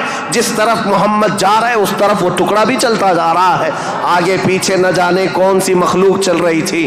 حضرت خدیجہ کا دل یہیں سے بے قرار ہوا. ملک شام سے تجارت کر کے واپس آنے کے بعد، جبکہ حضرت خدیجہ کی 2 شادیاں آلریڈی ہو چکی تھی، انتقال ہو چکے ان کے شوہروں کے، 40 سال کی عمر ہو چکی تھی، شادی کرنے کا کوئی خیال نہیں تھا. لیکن حضور پاک کے چہرے پاک کو دیکھنے کے بعد، ان کی خصوصیات دیکھنے کے بعد، نفع لیتے ہی آپ نے پیغام بھیج دیا محمد صلی اللہ تعالیٰ علیہ وسلم سے. کہا کیا آپ مجھ سے نکاح کرنا چاہیں؟ وہ روح محمد صلی اللہ تعالیٰ علیہ وسلم کی گرویدہ خاتون، ان کا پیغام پہنچتے ہی رسول پاک صلی اللہ تعالیٰ علیہ وسلم نے خود سے قبول نہیں کیا، اپنے چچاؤں اور پھوپھیوں کے درمیان اس مسئلے کو رکھا. جناب ابو طالب تھے، سارے پھوپھیاں اور چچا بیٹھے، ان کے سامنے رکھا کہ حضرت خدیجہ کے پیغام نکاح آیا ہوا ہے. سارے لوگوں نے کہا تمہیں پتہ ہے خدیجہ پورے مکہ میں طاہرہ کے نام سے جانی جاتی ہیں، سب سے پاکیزہ خاتون۔ عزت تو ایسی تھی کہ ادنا سے ادنا آدمی بھی اور اونچا سے اونچا آدمی بھی حضرت خدیجہ کی طرف چہرہ اٹھا کر نہیں دیکھتا، ان کی عزت بڑی تھی۔ کہا کہ اگر محمد تمہارے لیے ان کی طرف سے پیغام آیا ہے تو قبول کر لو۔ رسول پاک صلی اللہ تعالیٰ علیہ وسلم نے جواب بھیجا کہ مجھے بتایا گیا ہے کہ مکہ میں سب سے شریف خاتون اگر کوئی ہے تو خدیجہ کا نام ہے۔ میرے عزیزو، خاتون شریف کیوں نہ ہوگی؟ اس لیے کہ جس کے پیٹ سے پیدا ہونے والی بیٹی فاطمہ الزہرا ہو، سیدہ کائنات ہو، تو پھر ماں کا عالم کیا ہو سکتا ہے؟ اللہ کریم نے یہ انتخاب فرمایا تھا۔ رسول کریم صلی اللہ تعالیٰ علیہ وسلم نے اس نکاح کو دل و جان سے پسند کیا۔ نکاح کی تقریب ہوئی۔ نکاح کی تقریب میں جناب ابو طالب اور حضور کے سارے چچا اور پھوپھیاں بھی شریک ہوئے۔ خطبہ نکاح کا خطبہ جناب ابو طالب نے پڑھا تھا۔ وہ خطبہ آج بھی موجود ہے جو میرے آقا صلی اللہ تعالیٰ علیہ وسلم کے پہلے نکاح میں خطبہ ہوا تھا۔ اس خطبے کے بعد نکاح مقرر ہونے کے بعد رسول کریم صلی اللہ تعالیٰ علیہ وسلم کی یہ شریک حیات، یہ رفیق حیات، یہ محبوب رب العالمین سیدہ خدیجہ حضور کی ایسی وفا شعار خاتون بن کر کے رہی کہ اللہ کی قسم آج بھی پوری روئے زمین پر جو میرے آقا کی اولاد سادات کے نام سے جانی جاتی ہیں وہ کہیں اور نہیں، وہ خدیجہ کی پیٹ سے پیدا ہونے والی اولاد ہے۔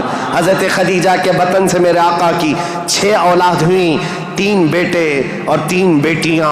رسول کریم صلی اللہ تعالیٰ علیہ وسلم کی 6 اولاد کی ماں حضرت خدیجہ ہے۔ یہ بڑی الفت و محبت کی زندگی گزری ہے میرے آقا صلی اللہ علیہ وسلم کی۔ لیکن جب میرے آقا کی عمر پاک 50 سال کی ہوئی اور حضرت خدیجہ کی عمر اس وقت تقریباً آپ اندازہ کر سکتے ہیں 25 سال زیادہ تھی، 75 سال کی خاتون تھی۔ 75 سال کی خاتون، اللہ اکبر، 75 سال کی خاتون کس کو کہتے ہیں؟ عمر کا وہ پڑاؤ جس میں بوڑھا اپنے اعضاء سے مجبور ہو جاتا ہے اور اس کے پٹھے جواب دے جاتے ہیں، چلنا پھرنا دوبھر ہو جاتا ہے۔ لیکن قسم خدا کی جب میں یہ روایت پڑھتا ہوں کہ جب رسول کریم صلی اللہ تعالیٰ علیہ وسلم 3000 فٹ اونچی پہاڑی غار ہرا میں جا کر عبادت کرتے تھے، کبھی 2 دن تک نہیں آتے تھے، تو 75 سال کی یہ خاتون دن میں 2 مرتبہ پہاڑی پر جاتی تھی کھانا لے کر کے اور اترتی تھی۔ آج میں بتاؤں ہم جیسوں کی جوانی میں 1 مرتبہ پہاڑ پر چڑھ کر کے آ جائیں 8 دن تک پٹھے درد کرتے ہیں، پیر درد کرتے ہیں۔ میں سمجھ نہیں پاتا وہ خدیجۃ الکبریٰ کی وفا شعاری کو دن میں 2 مرتبہ اپنے نبی پاک اپنے رفیق حیات کے لیے اوپر جاتی تھی، نیچے آتی تھی۔ کبھی رسول اللہ پہاڑ سے اتر رہے ہوتے، حضرت خدیجہ گھر کے باہر آ کر کھڑی ہوتی، کڑی دھوپ ہوتی، سورج کی تمازت ہوتی، لوگ چلتے پھرتے کہتے خدیجہ اپنے شوہر کا انتظار کر رہی ہو؟ کہتی ہاں میرے شوہر پہاڑ سے اتر رہے ہیں، غار ہرا سے آ رہے ہیں۔ اس وقت لوگ کہتے خدیجہ اندر چھاؤں میں بیٹھو، انتظار کرو، ان کے آنے میں کافی وقت ہے۔ خدیجہ کہتی میرا دل گوارا نہیں کرتا میرا شوہر دھوپ میں اتر رہا ہو اور ان کی عورت چھاؤں میں بیٹھی رہے، جب تک وہ دھوپ میں اترتے رہیں گے میں دھوپ میں کھڑی رہوں گی۔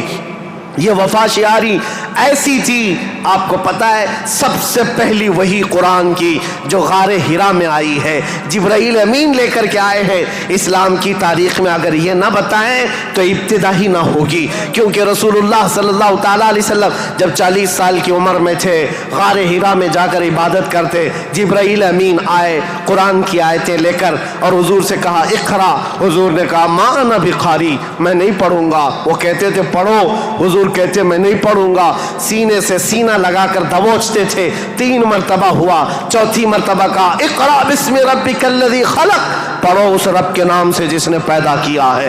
رسول محترم صلی اللہ تعالیٰ علیہ وسلم نے پڑھنا شروع کیا اور پھر آیتیں سب سے پہلے جو آئی ہیں، اسلام کی ابتدا نور الہی کا ظہور ہے، نور الہی کا نزول ہے، اللہ کا کلام اتر رہا ہے پہاڑ پر، پہاڑ کی چوٹیوں پر، جس کو آج بھی جبل نور کہا جاتا ہے، نور کی پہاڑی، جہاں نور اترا، نور کا پہاڑ ہے، اور کس پر اترا؟ جس پر اترا وہ نور علی نور ہے۔ قرآن کی آیتیں آئیں اقرأ بسم ربک الذی خلق، خلق الانسان من علق اقرأ وربك الاکرم الذي علم بالقلم علم الانسان ما لم يعلم. یہ 5 آیتیں دے کر جبرائیل امین چلے گئے. رسول پاک صلی اللہ تعالیٰ علیہ وسلم پر جو وحی آئی تھی اس کا اثر ایسا تھا، سخت ٹھنڈیوں کے دن تھے، موٹے موٹے پسینے کے بوند پیشانی سے نکلتے تھے. جب رسول پاک تشریف لائے پہلا واقعہ دیکھا تھا حضور نے، پہلا واقعہ تھا جبرائیل امین اس طرح آیتیں لے کر آئے. یہ آیتیں اترنا آسان بات نہیں. قرآن خود کہتا ہے، میرا مولا فرماتا ہے اگر ہم یہ پہاڑوں پر اتار دیتے پہاڑ ریزہ ریزہ ہو جاتے، ٹکڑے ٹکڑے ہو جاتے، لیکن قلب مصطفیٰ نے اس کا بوجھ اٹھا لیا ہے. رسول اللہ کے دل نے اس امانت کو اٹھایا تھا، لیکن چل کر کے دنیا کا وہ پہلا انسان، دنیا کی وہ پہلی شخصیت ہے جس کو قرآن سنایا میرے آقا نے، وہ کوئی اور نہیں، ام المومنین سیدہ خدیجۃ الکبریٰ ہے.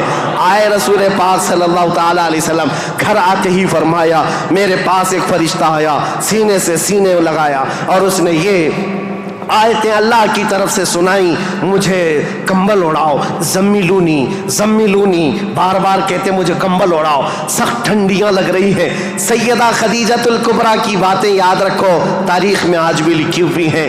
ڈھارس بندھانے والی، تسلی دینے والی، حوصلہ دینے والی خاتون ہو تو زندگی کمال کی ہے.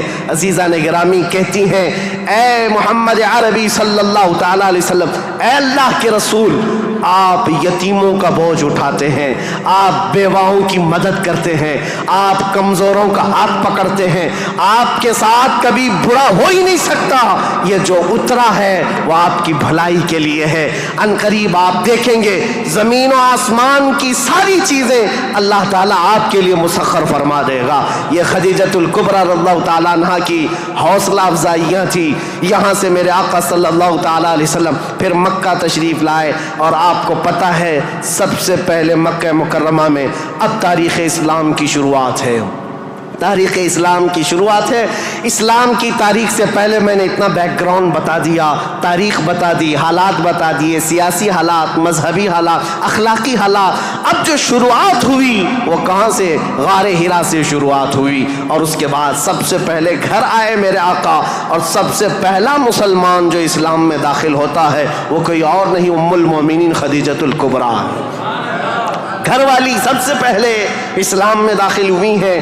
روایتوں کی تطبیق کے اعتبار سے الگ الگ مفسرین محدثین نے بیان کیے. سب سے پہلے اسلام لانے والوں میں صدیق اکبر بھی ہیں، مولا کائنات بھی ہیں، اور حضرت خدیجہ بھی ہیں، حضرت زید بھی ہیں، حضرت بلال بھی ہیں. سب کی کیٹیگری کے حساب سے ان کو اول درجے میں رکھا گیا. عورتوں میں سب سے پہلے حضرت خدیجہ، بچوں میں مولا کائنات. بہرحال سب سے پہلا جو اسلام شروع ہو رہا ہے وہ حضرت خدیجہ خود کے گھر سے رسول اللہ نے شروع فرمایا، اور اس کے بعد پھر مکہ والوں کو جمع فرمایا. مکہ کے سارے لوگ حضور کی بڑی عزت کرتے تھے، لوگ اپنی امانتیں حضور کے پاس رکھتے.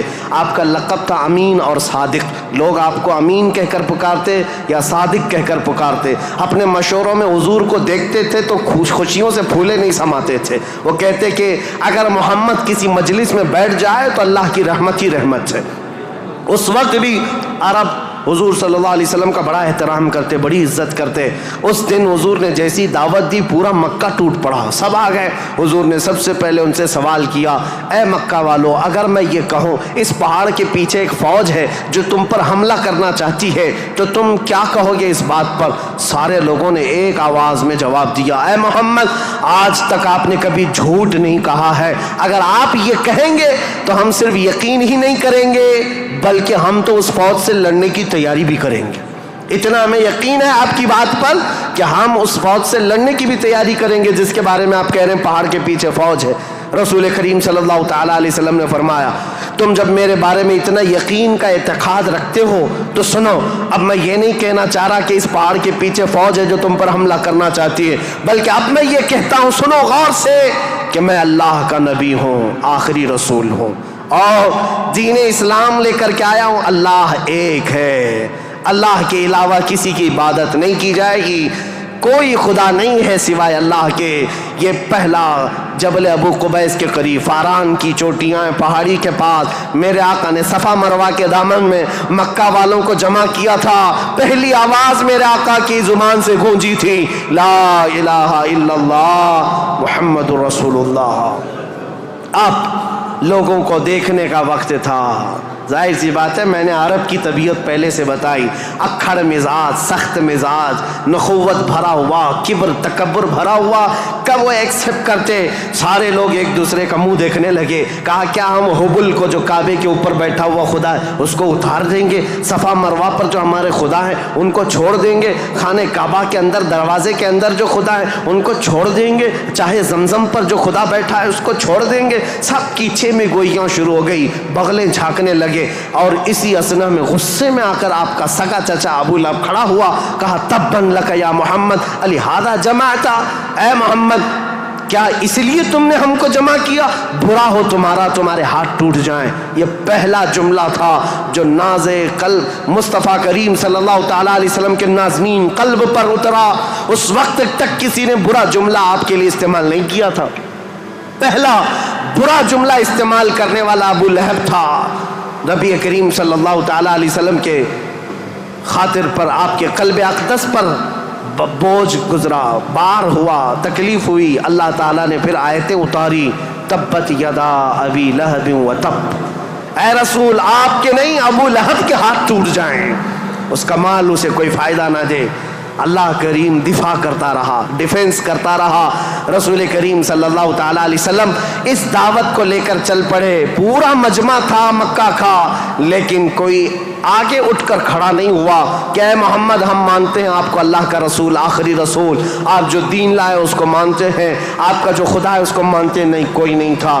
لیکن بات اتنی ہے اس مجمع سے ابھی میرے آقا ہٹے نہیں تھے. 9 سال کا ایک بچہ حضور کے قریب آیا. پتلی پتلی ٹانگیں تھی، آنکھوں میں آشوب تھا، آنکھیں رس رہی تھیں، لال ہو چکی تھی. آیا اور قریب آ کر کہا اے محمد عربی صلی اللہ علیہ وسلم میں آپ کو اللہ کا حقیقی رسول تسلیم کرتا ہوں، آپ کا دین میں ایکسپٹ کرتا ہوں، خدا واحد کی میں عبادت کرتا ہوں. حضور اکرم صلی اللہ علیہ وسلم نے اس 9 سال کے بچے کو سینے سے لگایا اور دعا کی مولا اس بچے کی ٹانگوں میں، اس کے بازوؤں میں تو طاقت عطا فرما اور اس کو دین کا عظیم سپاہی بنا. میرے آقا کی یہ دعا تھی. 9 سال کا وہ کمزور بچہ جو سب سے پہلے حضور کی دعوت پر لبیک کہا تھا، آج پوری دنیا شرق و غرب، شمال و جنوب میں اس کو اگر پکارتی ہے تو اسد اللہ الغالب، شیر خدا حیدر کرار کے نام سے جانتی ہے. اس کی طاقت کو کون جانے، اس کی طاقت کے قریب کون پہنچے. لا فتح الا علی، لا سیف الا ذوالفقار. اس حیدر کرار کو جو طاقت و قوت تھی، جو خیبر شکن ہے، پھاٹک کو اکھاڑ کر پھینک دینے والا، مرحب کے لوہے والے لباس پر تلوار کی ایک ضرب لگا دے تو اس کے سر سے لے کر سینے تک ٹکڑے کر دینے والی تلوار رکھنے والا. یہ طاقت کہیں اور سے نہیں، یہ دعائے مصطفیٰ سے ملی ہوئی ہے. میرے آقا صلی اللہ تعالیٰ علیہ وسلم کی اسلام کی تبلیغ کی شروعات یہاں سے ہوئی. اب اس کے بعد مکہ مکرمہ کے جو حالات تھے، سیرت مصطفیٰ کے بیان میں آپ نے تقریباً سن لیا ہے. تقریباً 13 سال میرے آقا نے مکہ مکرمہ میں تبلیغ فرمائی، مشقتیں اٹھائی، مصیبتیں برداشت کی. کئی صحابہ کی یہاں پر شہادتیں ہوئی. یہاں پر حضرت سمیہ کا قتل ہوا ہے، حضرت عمار بن یاسر کو یہاں پر مارا گیا، حضرت یاسر کو جلایا گیا. اور یہاں پر حضرت خبیب بن عدی، حضرت زید بن دسنا، حضرت خباب بن عرد، ان کے مسلے کیے گئے تھے، کان کاٹے گئے، ناک کاٹے گئے، ان کی زبانیں کاٹی گئی، ان کے ہاتھ پیر کاٹے گئے اور ان کو پھانسی پر چڑھایا گیا. یہ ساری تکلیفیں میرے آقا نے برداشت فرمائیں. 13 سال تک بلال حبشی کو تو پیروں میں رسی ڈال کر کے مکہ والے کھینچتے تھے، بدماش لڑکے پورے مکہ کی گلیوں میں گھماتے. ان کا آقا جو امیہ تھا وہ آپ کے سینے پر گرم سل رکھتا، گرم ریت پر آپ کو سلایا جاتا. آج کی زمین پر آج بھی آپ مکہ میں جائیں، دوپہر کے وقت آگے 1 منٹ آپ بغیر چپل کے کھڑے ہو کر کے دکھا دیں، اللہ کی پناہ آپ کے پیروں میں چھالے نہ آئیں تو بات کرنا، آپ کے پیروں میں آبلے نہ پڑ جائیں تو مجھ سے کہنا. لیکن وہ بلال حبشی کو پورا دن گرم ریت پر سلایا جاتا ہے. پیٹ گل گئی تھی اور ان کے پیٹ سے گوشت نکل کر کے چربی میں تبدیل ہو گیا، چربی نکل گئی تھی، ریڑھ کی ہڈی دکھتی تھی۔ یہ حضرت بلال کے ساتھ ہوئے۔ یہ باتیں اس لیے میں عرض کر رہا ہوں، ان ظالموں کو آج صرف حضور کی جنگیں نظر آتی ہیں۔ حضور پاک کے ساتھ مکہ والوں نے جو دہشت گردی کی تھی، جو آتنک مچایا تھا، وہ کیوں نہیں بیان کرتے؟ 13 سال تک تلوار نہیں اٹھائی، نہ تلوار اٹھانے کا حکم دیا، 13 سال برداشت کیے، سوشل بائیکاٹ بھی برداشت کیا، حضور نے پتے کھائے، چمڑے ابال کر کھائے، سب برداشت کیا، پھر ہجرت بھی کیا، اپنا وطن بھی چھوڑا، اب مدینہ طیبہ تشریف لے گئے۔ اب یہاں سے اسلامی حکومت کی اسٹیبلشمنٹ ہوتی ہے، بنیاد رکھی جاتی ہے، اور میرے دین کی بنیاد جہاں رکھی گئی وہ بہت بڑا کروڑوں کا بنایا ہوا پارلیمنٹ نہیں تھا، وہ کھجور کے چھالوں سے، کھجور کے پھڑ سے بنایا ہوا چھپر کا ایک چھوٹا سا گھرانہ جس کو مسجد نبوی کہا جاتا ہے۔ یہ مسلمانوں کا مرکز تھا، یہ پارلیمنٹ تھا میرے آقا کے، یہاں سے اسلام کی حکومت کا آغاز ہوتا ہے، یعنی اسٹیبلشمنٹ جو ہوئی۔ اب یہاں سے رسول اللہ صلی اللہ علیہ وسلم نے باضابطہ بادشاہوں کو اسلام کی تبلیغ دی، لوگ جوک در جوک اسلام لاتے رہے، اور اس کے بعد اسلامی فتوحات بھی ہوئیں، غزوات ہوئے، جنگیں ہوئیں۔ نبی کریم صلی اللہ تعالیٰ علیہ وسلم کا یہ جو مدنی دور ہے حضور کا، یہ بڑے سنہرے ابواب میں لکھا گیا۔ وہ ہجرت کا 8واں سال تھا۔ انشاءاللہ العزیز کل میں حضور اکرم صلی اللہ علیہ وسلم کے مدنی دور کے آخری حالات اور پھر حکومت کا جو اسٹیبلشمنٹ ہے، اور اس کے بعد خلافت کا آغاز، جو خلافت کی تاریخ ہے، کیسے خلافت قائم ہوئی، کس طرح سے خلافت کے لیے معاملات آئے، انشاءاللہ تاریخ اسلام کی آگے کی اور بنیادیں آپ کے سامنے رکھیں گے۔ اور پھر میں آخر میں یہی کہوں گا، میرے آقا کا میں نے ذکر کیا ہے، ہماری ہمت اب جواب دے رہی ہے، پسینے آ گئے، تھک گئے ہیں، سن کر کے ہو سکتا ہے کوئی نہ تھکے،